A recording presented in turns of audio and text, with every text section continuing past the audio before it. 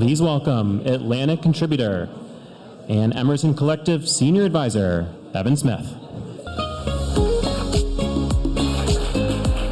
Hi, how you doing?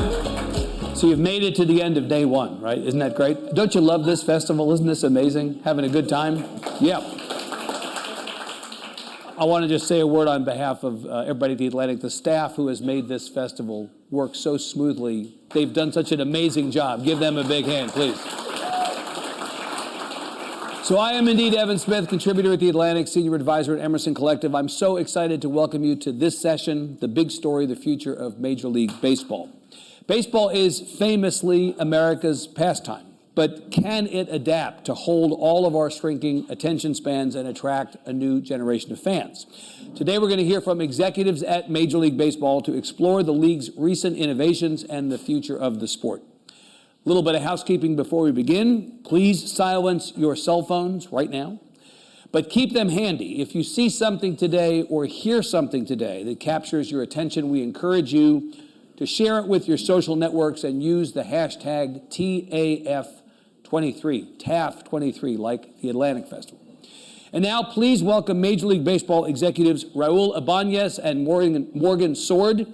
Here to lead the conversation is Atlantic staff writer Mark Leibovich. Give him a hand. Thank you, man. All right. Here you go.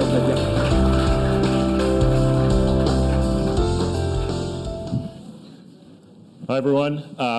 Thanks for being here. I'm Mark Leibovich. I'm a staff writer for, as Evan just told you, I'm a staff writer for The Atlantic. One of the reasons I joined The Atlantic a year and a half ago is because I've mainly covered politics through my career, but I wanted to mix things up a little bit and write about things I, enjoy more, care about more, i.e. baseball. So I took this journey through Major League Baseball in this year of change and innovation and got to write about it.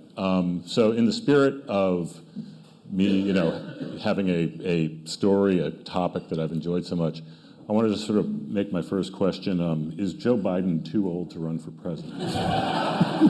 Don't answer. Don't answer. That was funny, right? He's too old to play baseball. He's too. You never know. That's a really good answer. He is definitely too old. Well, you never know.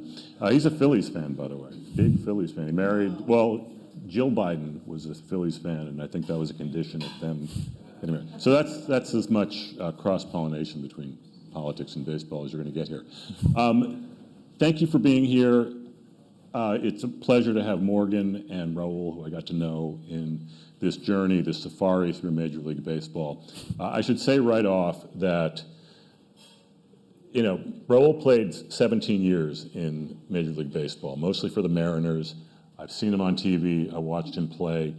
And there is still, in my experience, nothing more intimidating than being around a professional athlete. I've interviewed presidents and CEOs and billionaires. It doesn't faze me at all. But when you see a guy who can hit a baseball in his pajama bottoms, there's something otherworldly about it. And I think that harkens back to childhood. So, Raúl, thank you for gracing me and letting me talk to you. And I guess I'll start with you. Sure. As someone who played, how many years for the Mariners? 9 seasons, 9 years, 3 different stints. Okay, so you told me earlier that you were Ichiro Suzuki's locker mate. Yes. And Ichiro is a legendary figure in Major League Baseball, across the whole world, Japan and the U.S. I wanted to ask you, what are some of the most interesting Ichiro stories, or one or two that you can share with us? Yeah, sure. I mean, Ichiro is amongst the most disciplined, he's still a close friend of mine to this day, but amongst the most disciplined players and human beings I've ever been around. Very routine-oriented, did the same thing every day, including before games, he would eat 7 chicken wings. 7 chicken wings every time, and the chef already knew he had 7 chicken wings there, and he did the same stuff every day. He swung the bat every day. 365 days a year. Most of us took the off-season off, and I learned so many different things about him. One of them was swing the bat every day, even on off days, so I started packing a bat in my bag on the road so that I could swing during off days as well. And one interesting fun fact about Ichiro is he's very meticulous, methodical, and a perfectionist. Broke the all-time single-season hit record. I was there to watch it. If he didn't get a hit after the game, he was so frustrated, and I don't know if it was disgust or frustration, but all of his undergarments, undershirt, underwear, batting gloves, wristband, whatever it was, all went in the trash. Never wanted to see him again. Did you ever have the occasion to go into the trash and get some of these garments and sell them on eBay? Because that probably would sell. I'm pretty sure they didn't make it to the trash. I'm pretty sure somebody went in that Somebody trash went in bin. And I had the thought. You had the thought. Okay, more than you needed to know already. What was interesting to me about this story is baseball, I mean, at least from my entry into it, was kind of a business story. It was a very change-averse, hidebound industry trying to sort of right itself in an era when it seemed to be getting more and more obsolete. The game was slowing down. People's attention spans are shrinking. Computers have kind of sped up our brains and so forth. I guess I would ask you, Morgan, as sort of the one of the heads of this whole modernizing baseball program. When did you know you had a problem, and when did you know that you actually had to do something? So we were in this situation where our games were getting a little bit longer every single year, and a little bit slower, and a little bit less action. And there was never any moment at which it felt like an emergency, but it sort of had become one over a long period of time. A group of us at MLB, set out to see if we could make some changes to the game that would be acceptable, by the fans, that would nudge the game back toward a faster-paced, more action-packed sport. And we knew from a lot of fan research that that was what fans wanted, and it's just making change in baseball is very tricky. So we have this wonderful tool available to us in the minor leagues where we're able to test out all of these different, some wacky, some less wacky ideas about how to improve the game. One of those things was the pitch clock. And Raúl and I actually went out to Rancho Cucamonga, California together in 2021 to go see it for the first time.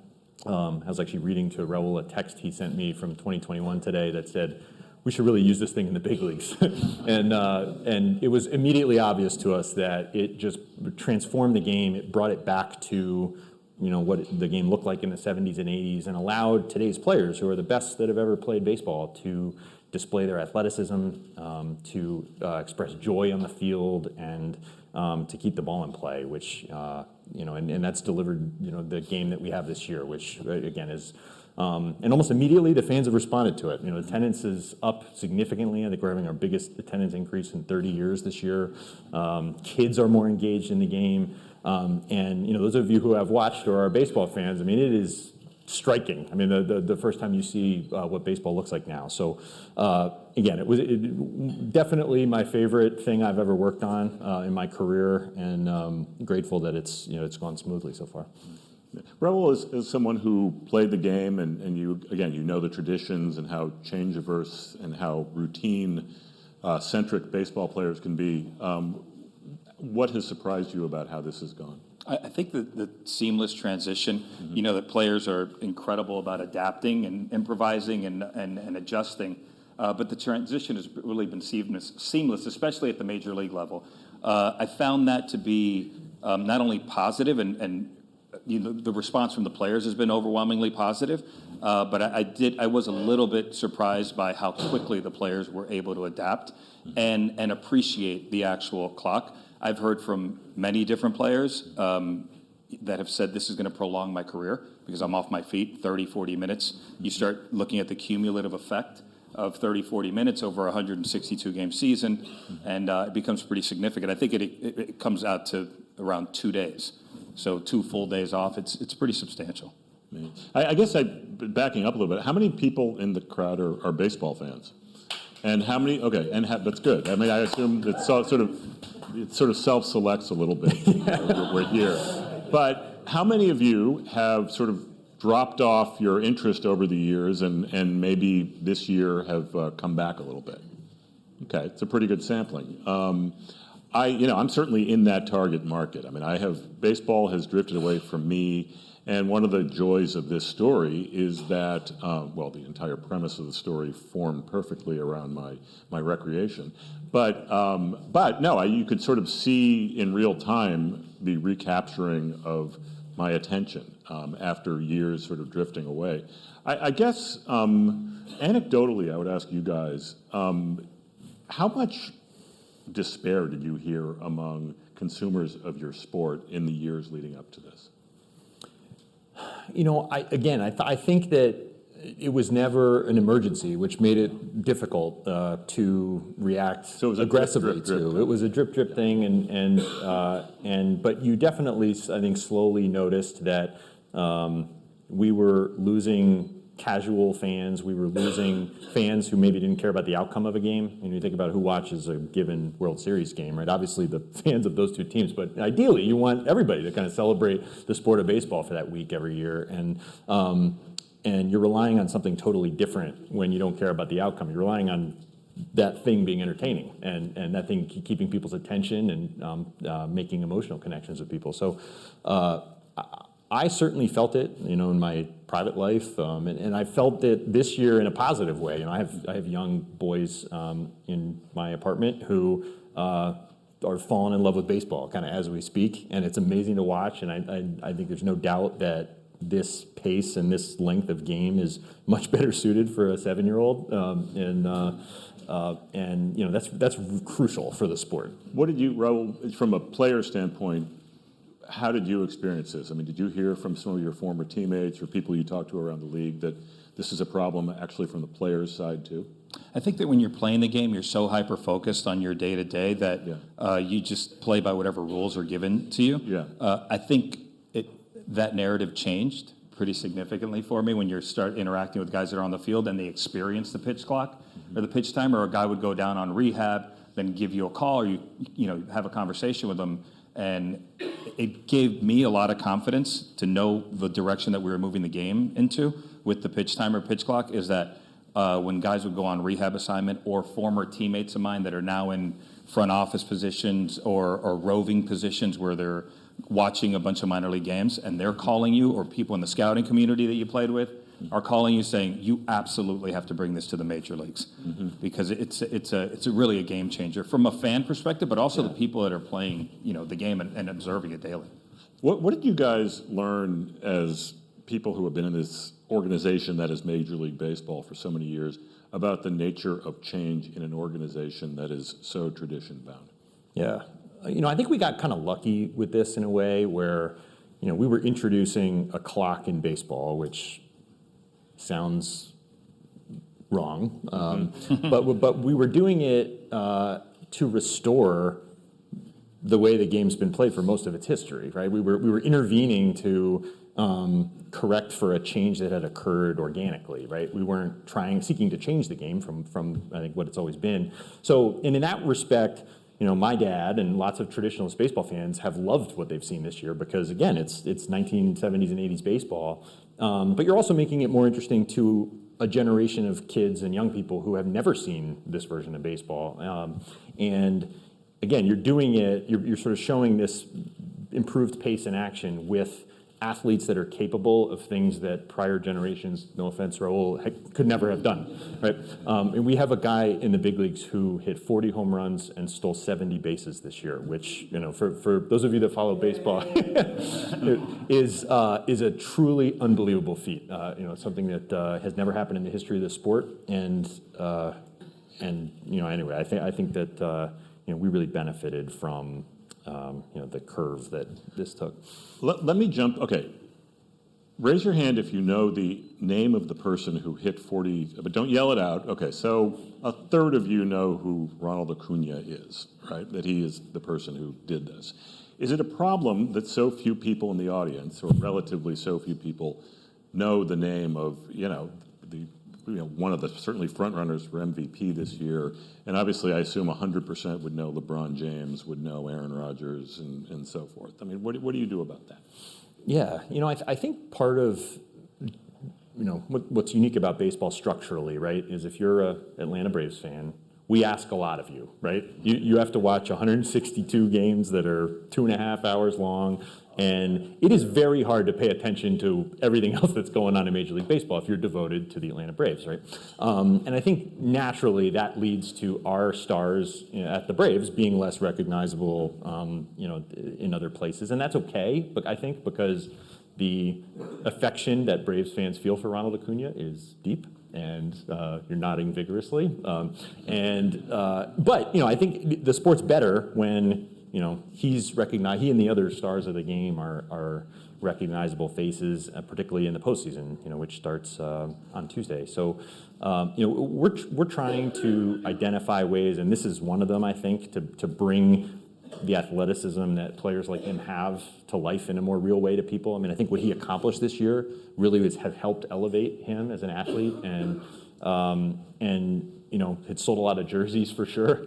But I think again, like he is, the kind of athlete that we want to succeed in the game. So we're hoping that the rule changes are going to contribute to that.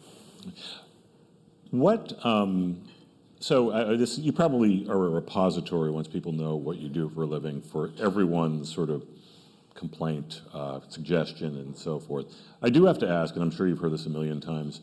Why can't you play a couple of World Series games in the day? So, one, I don't have to stay up till 11 o'clock. Or, my kids, when I was a kid, I used to watch day World Series games. It was a joy. Yeah. I didn't have to worry about, getting a waiver to, not be up past whatever. Yeah. And I assume the answer has to do with television, but go Well, ahead. part of baseball culture is complaining about baseball. Sure. Happy to do my part. Always has been. And I think, I again have young kids and have a similar frustration about the way the postseason plays out. But the reason for it is the times that those games are played, really in every sport, are the times when the most people can watch them. And like that you are excluding West Coasters by playing them too early. You are excluding East Coasters by playing them too late. The folks at the broadcast networks identify the time that is best for the most people, and that's how they pick them. Unfortunately, that means no day games in the World Series. But I hear you, and if I had a vote, Okay. I'd be with you. Raúl, do you have a vote? If you had a vote. If I had a vote, I'd be with you. Yeah, You'd sure. be with me? How many games? How many of the World Series? One. One, Two. okay. And not the issue from a hitter perspective is you don't want a 5 o'clock game, which would probably benefit both coasts, because then you start getting shadows, it becomes tougher to hit. Yeah. So maybe one. Okay. Sure. All right. Well, Morgan can make it happen. Morgan, can you? Okay, so the title of this is The Future of Major League Baseball. One thing you hear a lot about is the potential sort of next big thing we hear is the automatic balls and strikes, the kind of revolution of the technology that can give you more precision in whether a ball is a strike. You take the human element of an umpire out of it. Is this something we might see in the next few years? Yeah, we are approaching the point where the technology is pretty much ready to go, and it's teeing up now a debate about whether it's best for baseball to do it at all. And I'm actually kind of curious among the baseball fans, like if I gave you two choices, replace the umpires with a computer system or keep the umpires on the field. So it's interesting, right? I mean, so we have been testing in the minor leagues exactly that, right? A tracking system that uses cameras to call balls and strikes and gives the umpire a note in his ear, and the umpire calls what the system has. And it's been pretty unpopular. The players don't like it. The coaches don't like it. And I think this room is. I pulled our interns this summer in the office. They agreed with you guys. And I think people have a hard time articulating why. What about that is offensive? I think just get it right is a pretty simple thing to understand. But I think that it's asked. We've been asking ourselves the question, like, what is the virtue in getting it right exactly? Right? Is that what we're trying to do? Baseball is a game that's about imperfect people trying to be perfect, and the umpire's always been a character in the play, and I think people feel like the game loses something, even if you're removing some error and you're squeezing some imperfection out of the game. So anyway, we've put that deep philosophical question aside for the moment. We're trying to just figure out whether we could do something that works. And even that has been thornier than we thought. I think that, you have to make decisions about what the geometry of the zone you want to call is, because the current Major League zone is a really funky looking oval shape that you probably wouldn't use if you were doing it electronically. and the format that the technology is deployed. Like, do you run it all the time? Do you have a challenge type system like tennis had for years? And we're still kind of messing around in the minor leagues with what the right thing to do is. But we are approaching, I think, a very important artistic question about what we're going to do here that we haven't really had yet. Raúl, do you have a preference on this? Do I have a preference on what we do? I think we keep. I won't hold you to it as Yeah, far, well, as far as a player. I think we're doing the right thing where you're collecting data, getting the technology right. One of the interesting scenarios Morgan alluded to is that the challenge system where each team gets 3 challenges in the batter's box. The catcher or the pitcher can challenge the call on the field. Graphic goes on the scoreboard. The umpire, the player asks the umpire to check. He goes to the earpiece, and within 4 or 5 seconds, you get the answer. There is some drama that builds up as the team. We tested it at the Futures game this year, and you could hear a buzz in the ballpark in the stadium while you're waiting, and fans start cheering one way or the other. Then the call gets confirmed or overturned. I find that one to be challenging, but I do. It does beg a philosophical question, and does it affect the overall artistry of the game and the natural beauty of the game? How big has it been for you guys to have the minor leagues available to you as a kind of laboratory of democracy here to see how this is all going to work? Oh, it's literally invaluable. I mean, really? we took us through what was it like before versus now, and what changed? Sure, yeah. So we took over operation of the minor leagues in 2021, where we actually run all of the minor leagues out of our office. And one of the things that allowed us to do is things like this, right? Just to test different types of rules and see how they affect the game on the field. And with the pitch clock specifically, we were able to run it for an entire year in the minor leagues. And we knew with remarkable certainty almost exactly how this was going to go at the big leagues, right? It was going to have a big impact on the stolen base rate, which was great for us. We knew how players were going to adjust and how quickly that was going to happen.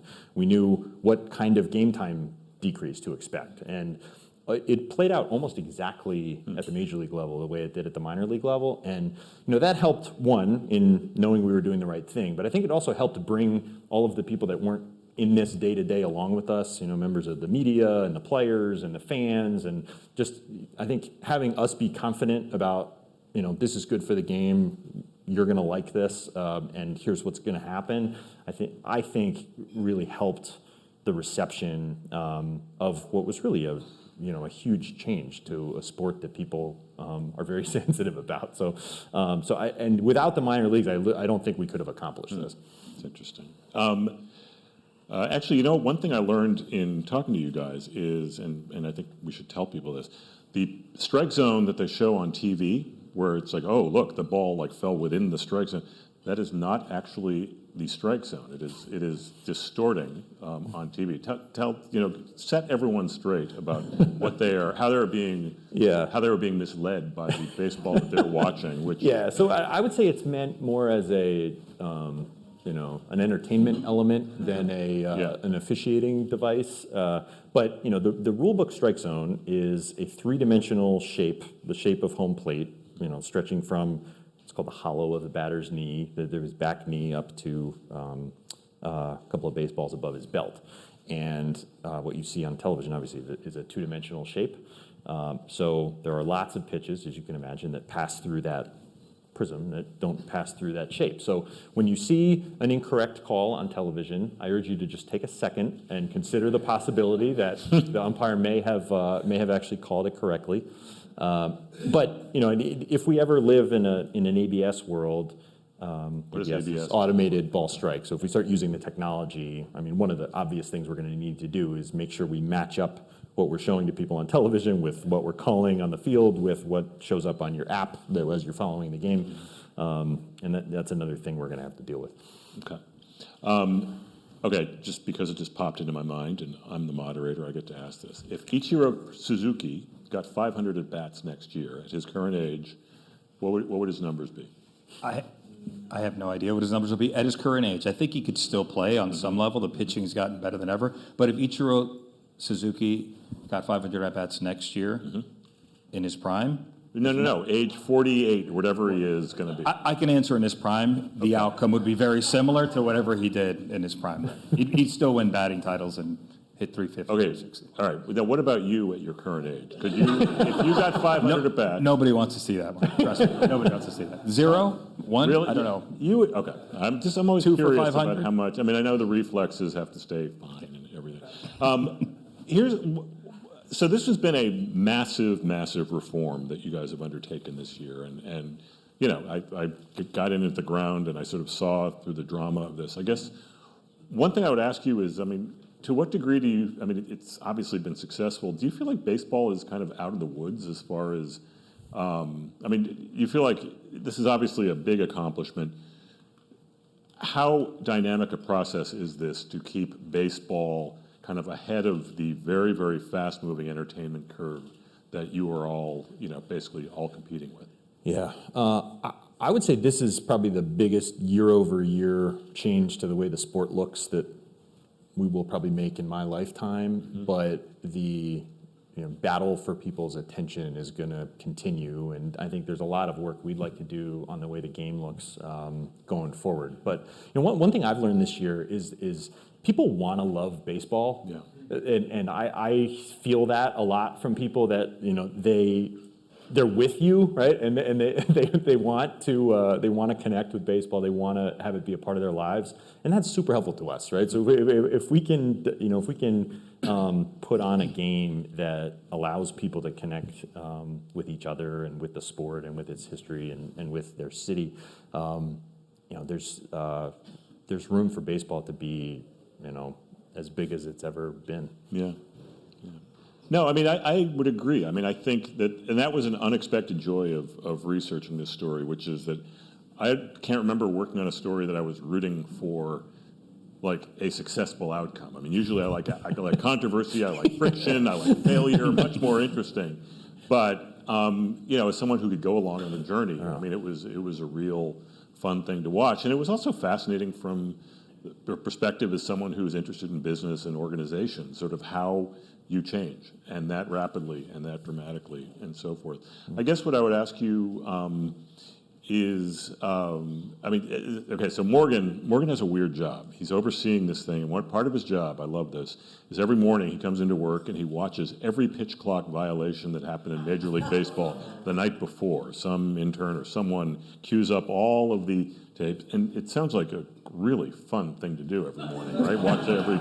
Are you going to do this again next year, or at some point will it be declared baked into the cake and this thing is done? Yeah, I will probably do it again next year. Just it's kind of the way I am, but we have tried really, really hard to have this go smoothly, and I think everybody that we work with, and there's an army of people at MLB, deeply care about the game and have been kind of terrified, all year about this is a big thing. That, what was your biggest fear, like what this would look like? I would say my biggest fear was that some relatively dumb controversy about the way the rules were enforced would undermine everything that was good about it. And like in the World Series, I mean, still could happen. Right? I mean, yeah. I'm just saying. I mean, but you Thanks for that. You got vigilance is important. Yeah, and so it's felt heavy, and it's just in the little baseball world. I mean, it's a big thing for us, and it's but when it goes well, we feel like it's really materially improved the outlook for the game. So John Stanton, who's the CEO of the Mariners, is he still head of the Rules Committee or whatever the committee is called? I mean, he's one of the architects of this. I was interviewing him for the story, and I said, John, wouldn't it be ironic if the Mariners won the World Series or lost the World Series on a pitch clock violation? And he said, very earnestly, as the CEO, as the chairman of the one team who has never been to the World Series, I don't care if an earthquake destroys every other major league ballpark. If we have to win that way, we will. Now, it strikes me as a little bit extreme. What's actually cool about this is we have a pitch clock here that is counting down. It is now at 20 seconds, 19. Can you guys in pitch clock term, Tell me what your outlook is about baseball and what we can sort of look forward to in the future. We have the best players in history right now. We've never had a situation where you have an Aaron Judge who's 6'8", Shohei Ohtani who's a phenom, Ronald Acuna. I mean, he's overshadowing Austin Riley's 36, 37 homer season and Matt Olson's 52 homer season. Mookie Betts on the West Coast doing what he's doing, MVP season. Freddie Freeman, 200 hits, 60 doubles, 20 homers, 20 stolen bases. We have the best players in the history of the game, and I couldn't be more excited about the future. Thank you guys very, very much. I think we came in at just, maybe we get a little Violation. Maybe a little, yeah. We had one timeout. Yeah, this is it's a disengagement, right? Or whatever it's called. Thank you all. Thanks, guys.